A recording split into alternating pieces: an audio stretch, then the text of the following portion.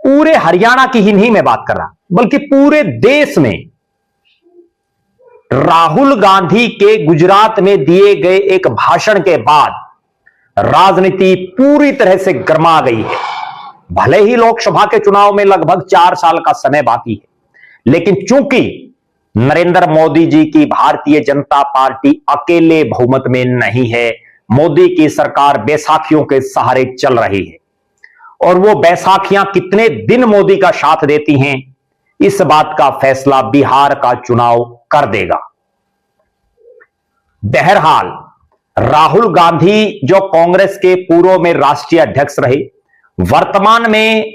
वो कांग्रेस संसदीय दल के भी नेता हैं, विपक्ष के नेता भी हैं।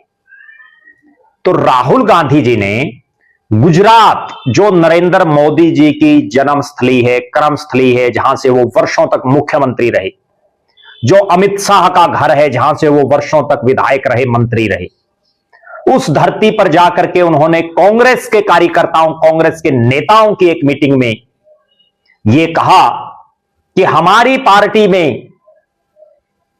2 अलग अलग खेमे बंधी हैं, 2 अलग अलग प्रकार के लोग हैं, जिनमें एक वो प्रकार है जो भारतीय जनता पार्टी से मिले हुए हैं और एक वो प्रकार है जो प्योर कांग्रेसी हैं।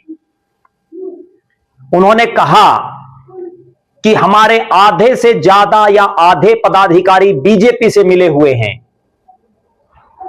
गुजरात की धरती पर, और उन्होंने यह भी कहा कि 20, 30, 40 जितनों को निकाला जाए, अगर निकालना पड़े तो निकाल देना चाहिए। ये बयान, ये भाषण दिया उन्होंने गुजरात की धरती पर, बापू की धरती पर, सरदार पटेल की धरती पर। लेकिन इसका असर पूरे देश में घूम गया और विशेषकर